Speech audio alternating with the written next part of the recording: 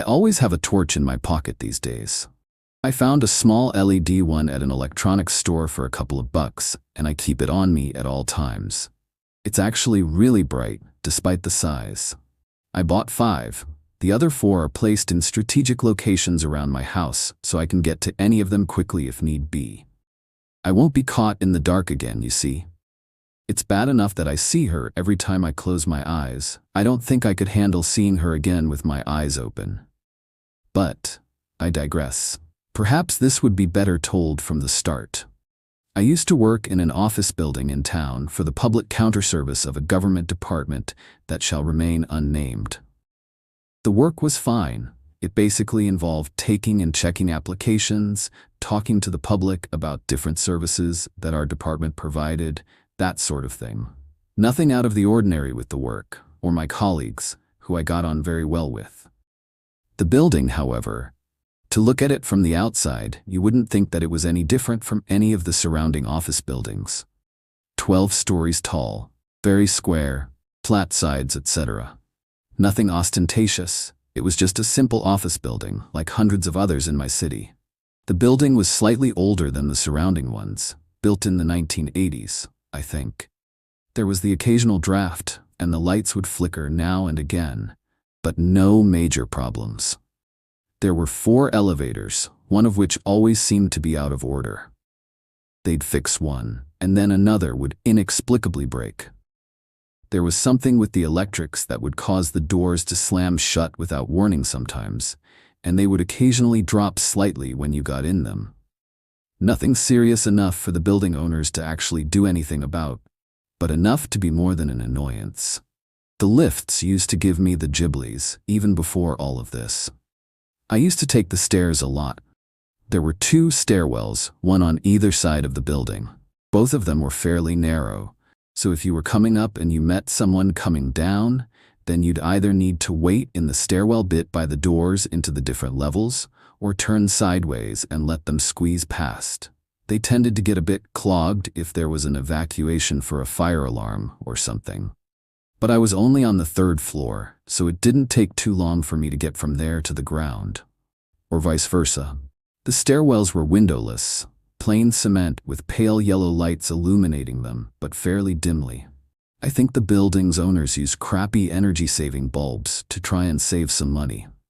There was a bathroom in each of the different stairwells, on every level.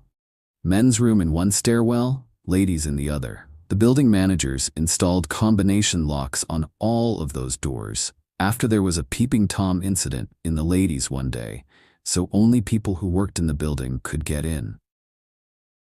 There were different businesses and departments on each of the floors, and the locks all had different combinations, so you could only use the bathroom on your floor. You couldn't go up or down a level to use another. Because we were part of a government department, there was an emphasis on security. We all had swipe card access to get from the reception areas into the back office bit of my floor. And you also needed to remember your card if you were going to the bathroom. The doors to the stairwells had the same magnetic safety locks as the doors to the back area. And although you could get out by pushing a button to release the lock, you had to swipe your card to get into the floor from the stairwell. If you were in the bathroom, there was a similar button to press to get back into the stairwell. It's hard to pinpoint when the trouble started. It's not like somebody clicked their fingers and everything turned on like a light switch. I'm assuming you've heard the story about how a frog put in boiling water will jump straight out. But if you put the frog in cold water and bring it slowly to the boil, it'll stay in, happily boiling to death without realizing. Had the situation gone from normal to messed up in a hurry, then I probably would have got the hell out of there and quickly. But like they say, hindsight has 20/20 vision.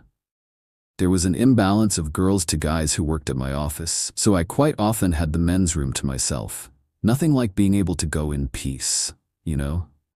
The earliest occasion of anything weird happening I can remember, I was going off to the bathroom, which involved walking through the reception area.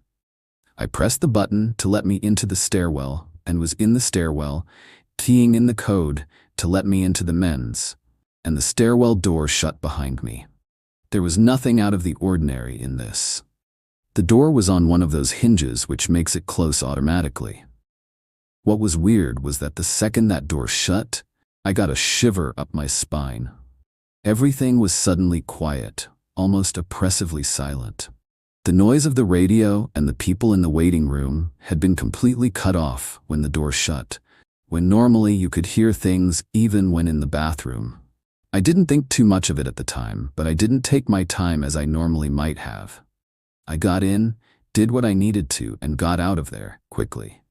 The feeling of unease faded as I came back into the brighter lights of the waiting room. From there, everything was normal for days, possibly weeks. I'm a little fuzzy on the actual time frame, as a lot of the stuff that happened took place over a long-ish period of time. A few smallish things happened here and there. The odd cold spot, the odd shiver, like when you feel you're being watched. But I just put it down to stress and kept going with my job and my life. Like I said earlier, I got on very well with my colleagues and my boss. Most of us were of a similar age, mid-20s. And every now and again we'd go out for a few post-work drinks on a Friday, let loose a little, and de-stress from the week. One Friday, we'd closed up the public counter, and all the customers were gone, and we were packing up and getting ready to head out. I excused myself to use the men's room before we went out, but when I opened the stairwell door, I noticed that it seemed dimmer than normal in the stairwell. The light at the top of the flight of stairs to the floor above had blown. As I turned to the right to key in the code to the bathroom door, I saw something out of the corner of my eye, in the gloom at the top of the stairs. Something. And I can't be any more descriptive than that. Something flashed across my vision, a dark shape going right to left, from the door by the bathroom at the top of the stairs, around the corner to the next flight, out of my line of sight. It was fast, impossibly fast, like watching a movie, and fast-forwarding to 4 times the normal speed. I couldn't see any details. It was just a black shape, but it seemed darker than the lack of light surrounding it somehow. The movement was the worst, though. Despite the speed, it didn't seem to blur or sway at all. It was a scuttle more than anything. I swung around, away from the bathroom door, and stood frozen at the bottom of the flight of stairs, staring transfixed up into the gloom at the top. I don't know how long I stood there for, but I was frozen in place, too scared to move. The next thing I can remember, a hand clapped down on my shoulder. "Daniel, what are you doing, man?" It was my boss, come to find out what was taking so long. There was something, I stammered, trying to get the words out. My boss looked quizzically at me, one eyebrow raised. "What was it?" he asked. I turned to look up the stairs again. Everything seemed less dim than it had been a moment ago. "Nothing," I replied, shaking my head. Must have been a trick of the light. Been meaning to get my eyes tested. "Then let's get the hell out of here and off for some drinks," my boss exclaimed. Later at the bar, surrounded by my colleagues laughing and joking about the week's events, everything seemed fine with the world. It was warm and bright in the bar, and my sense of dread had completely gone. Had I known what was to come, however, then I probably would have been feeling very different indeed. Things seemed fairly normal for a while after that. I came back to work after the weekend, got on with my job, tried to put what I'd seen or thought I'd seen, anyway, out of my mind. My job had some perks, one of which is that the department would pay for an eye test and new glasses if you needed them. So I got that done. The optometrist said that my eyes hadn't deteriorated at all in the 5 years since my previous eye test, but it was probably time for a new pair of glasses anyway. About a month after the last incident, I was heading to the gym after work, so I headed to the bathroom to get changed so I could run there. We'd turned out most of the lights, but it wasn't dark yet outside, so the place was still well enough lit to see in, although not nearly as bright as with the lights on. Because the public reception area was shut for the day due to the time, I used the public bathroom attached to the waiting area to put on my gym clothes. I put my earbuds in and cranked up the volume on my MP3 player, getting myself in the mood for the run when I heard screaming. It's hard to describe exactly how it sounded. It was definitely female, but it sounded raw, like it came from a throat full of razor blades, if that makes any sense. It sounded impossibly loud and close, but at the same time, like it was coming from miles away. I yanked out my earbuds, unlocked the door, and sprinted out into the waiting room, fully expecting to see someone being murdered. It was deserted, completely empty, not a soul in sight. I looked around slowly, listening hard, trying to see or hear what had been screaming. I turned back towards a public bathroom from which I'd come, and I could see the mirror and myself in it. And I could see something dark looming over my shoulder. I spun on the spot, bracing myself as I did so, but there was nothing there. I looked back to the mirror, but whatever had been there a second ago was gone. I scrambled for my swipe access cards, used them to open the door to the back part of the office, and ran in there, where my boss was sitting at his desk, packing up for the day. "Did you hear that?"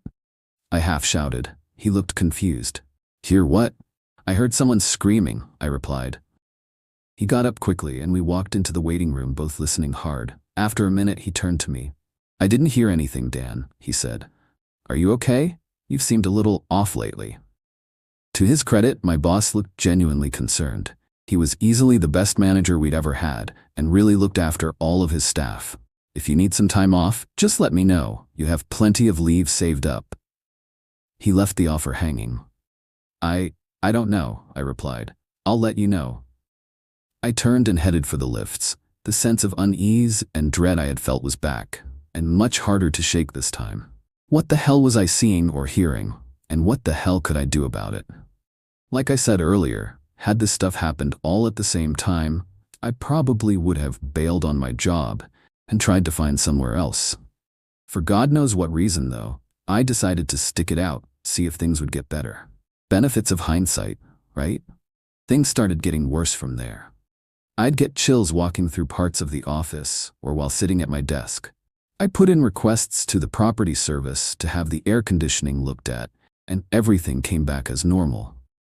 The lights above my desk would flicker occasionally, no matter how many different bulbs I had maintenance swap out. I'd see shapes moving in dark corners on the edge of my vision, and they'd be gone when I turned to face them. My health started to deteriorate. I was jumpy and tired a lot, losing weight, and my workmates were noticing the change. I wasn't sleeping well. My dreams were plagued by shapes moving in the darkness, just out of my line of sight. I had to leave the lights on at home when I tried to sleep. I was too scared of what would happen if I awoke in the dark. As I mentally and physically grew weaker, thanks to stress and worry about what was happening, whatever was chasing me seemed to get stronger, more real somehow.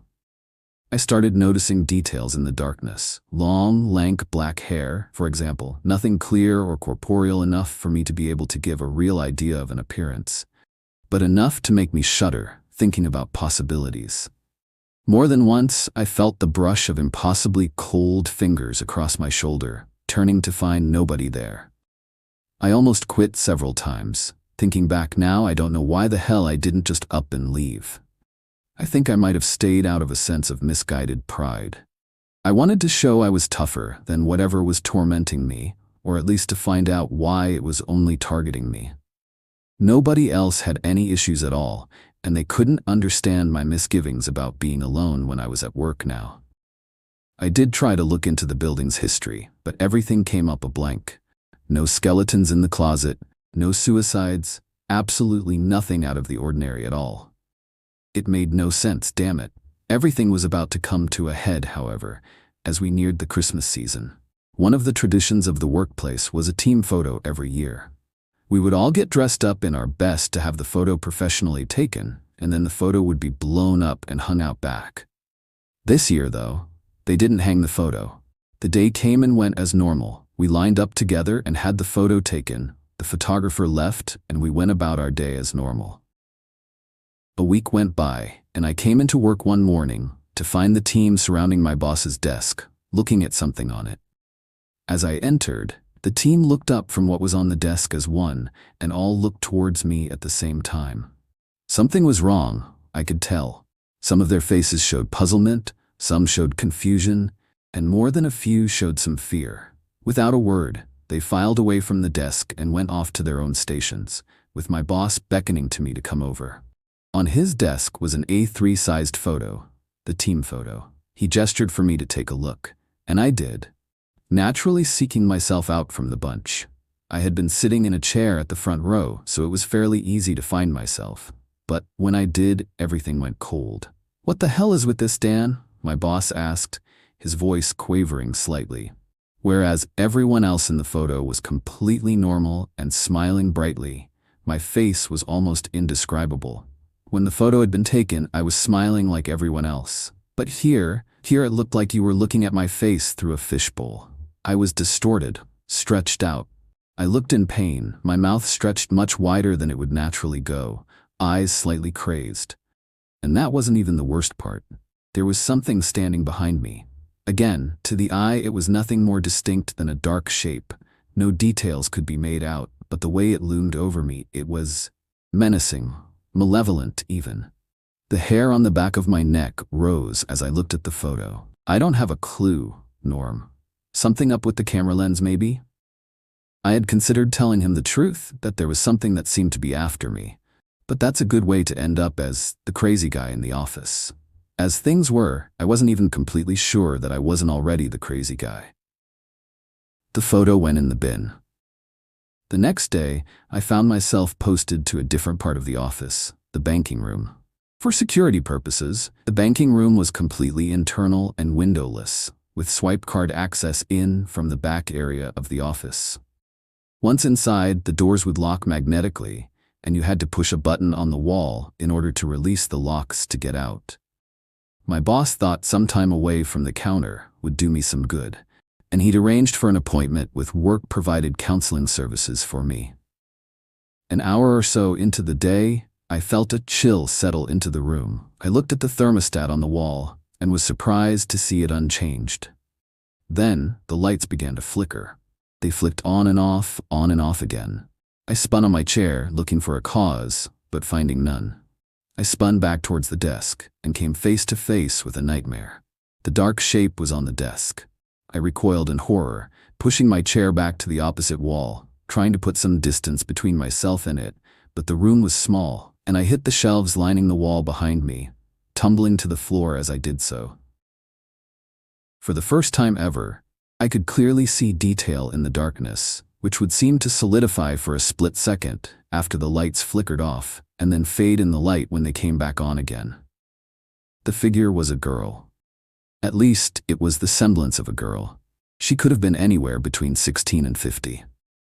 She was crouched in a squatting position on the desk, knees near her head, hands on the flat desktop, long hair hanging down over her features. She seemed to be looking past me, but then the head turned. Slowly, ever so slowly, and her gaze met mine. Oh God, those eyes. They were entirely black, but in different shades, so you could make out the different parts, where the white would normally be, the iris, the pupils. Those eyes were full of madness, of hatred, and of hunger. The perverse, unsettling hunger of a thing that desired something sitting just outside its grasp. A single tear rolled down my quivering cheek as I looked up towards this horror. With every flicker of the light, she seemed to grow more solid, more real, as if feeding off the darkness and my fear in turn.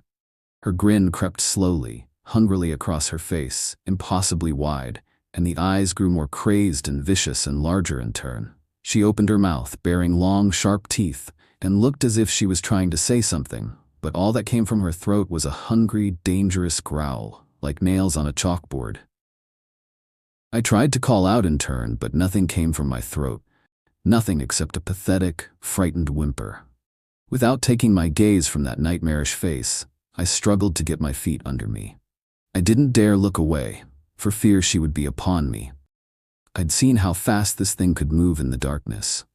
Staying as close to the wall as I could, I backed slowly, ever so slowly away towards the door. Her gaze followed me as she cocked her head slightly to the side, as if trying to figure out what I was doing. As I reached the door, I fumbled behind me for the button that would release the magnetic lock and hopefully release me from the confines of the suddenly oppressively small room. I reached for it, and my hand hit the light switch. The room plunged into darkness. I froze, all of a sudden feeling hot, wet, stinking breath on the back of my neck. It smelled like death and decay and corruption, and somehow of an aching, burning hunger. Mine, now, a voice rasped in my ear. I found the ability to scream as pain shot through my body. I don't remember much of what happened next, for which I'm truly grateful. I think my brain has tried to block some of it out. My colleagues heard my screams and came running. They found me in the corner of the room, flailing my bleeding arms and gibbering madly. An ambulance was called and I was sedated and taken to the hospital. I had deep scratches all over my arms and torso, and bite marks on my wrists. The doctors decided that I'd had some sort of psychotic break and done it myself, because after all, who else could have done it? There was nobody in the room with me when I was found. I tried to point out that the bites didn't look like my teeth, and that there was no blood or skin under my nails. But they didn't listen. The wounds eventually healed and became scars.